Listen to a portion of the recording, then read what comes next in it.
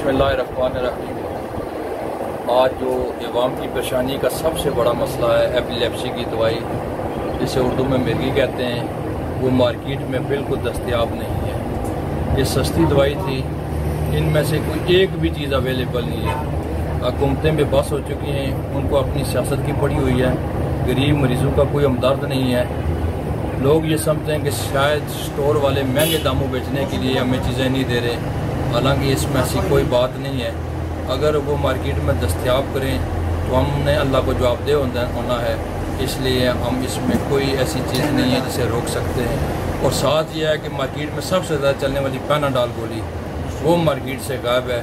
जो डिस्ट्रीब्यूशन हजरात हैं वो यही कहते हैं कि हमें नहीं मिल रही। हुकूमत पाकिस्तान इस बात का नोटिस नहीं ले रही। आज़ाद कश्मीर के महकूम लोग जो हैं उनके बस में हैं, इसलिए इंसुलिन का यही हाल है। शुगर के मरीज़ बहुत परेशान हैं। मार्केट में से बेशुमार चीज़ें दस्तयाब नहीं हैं जो अवाम के लिए परेशान कुन हैं। हुकूमती अरबाब इख्तियार इस तरफ तवज्जो दे ताकि लोगों के मसाइल हल हों।